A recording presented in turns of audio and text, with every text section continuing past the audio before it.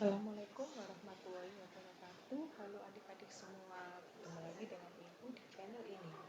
Di video kali ini kita akan belajar materi kelas 10 semester 3 yaitu konsep mol.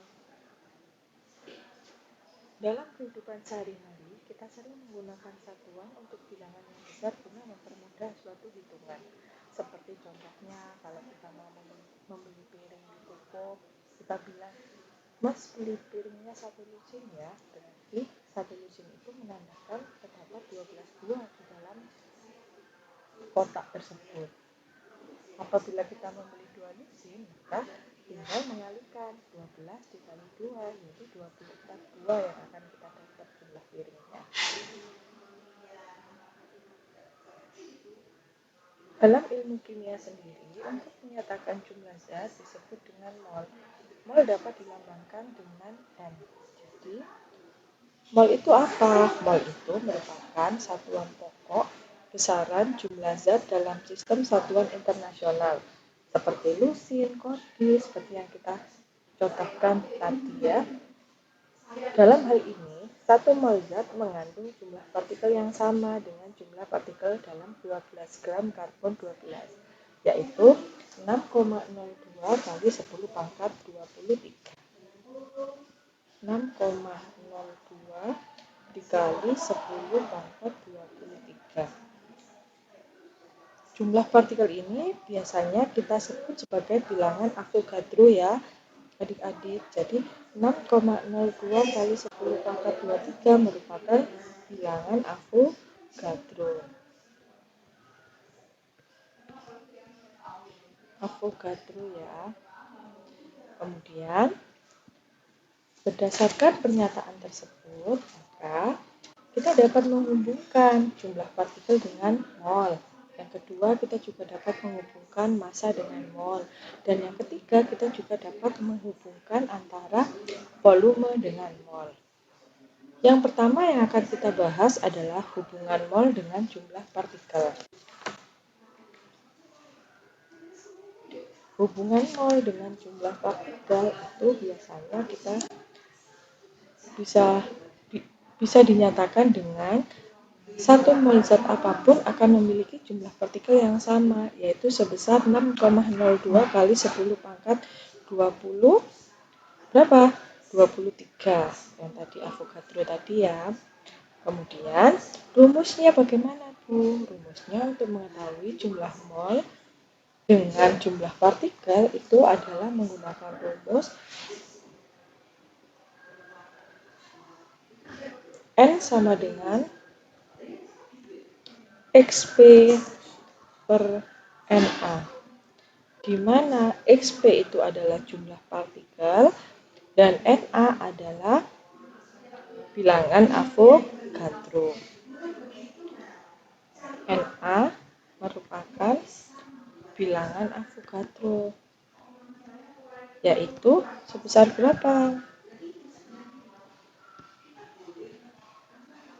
6,02 kali 10 pangkat 23. Itu ya.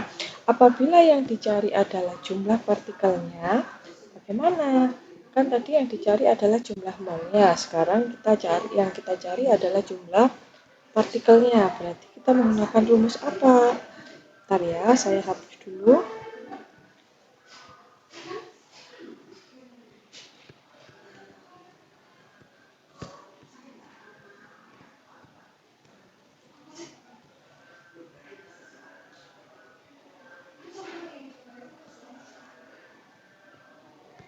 Avogadro. Nah, bagaimana jika yang diketahui adalah jumlah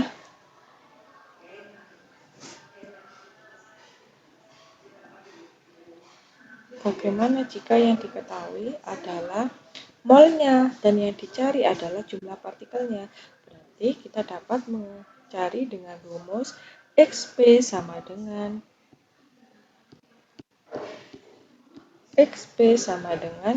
N dikalikan dengan Na. Nah, N sendiri adalah molnya dan Na adalah bilangan Avogadro-nya. Dari sini semoga Ibu harap semuanya paham ya adik-adik. Kemudian hubungan yang kedua adalah hubungan mol dengan massa suatu zat. Hubungan mol dengan massa suatu zat dapat dinyatakan apabila satu mol zat apapun menunjukkan jumlah partikel yang sama, tetapi kalau diukur massanya, maka satu mol zat yang berbeda umumnya memiliki massa yang berbeda. Untuk rumusnya, mol sama dengan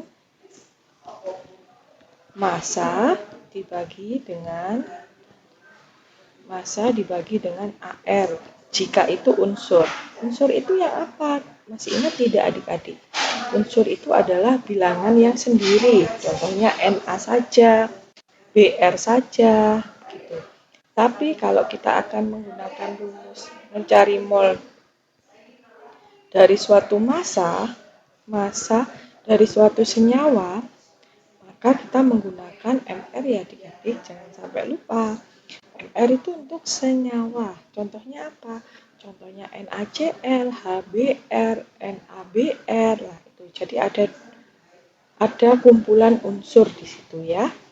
Kemudian apabila yang dicari adalah massanya, maka kita dapat menuliskan massa sama dengan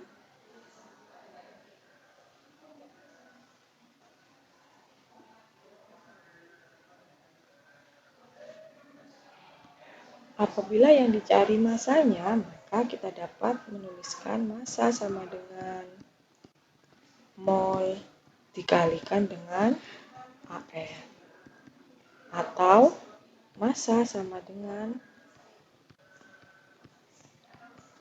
mol dikalikan dengan MR. Begitu ya adik-adik, semoga sampai sini semuanya paham. Kemudian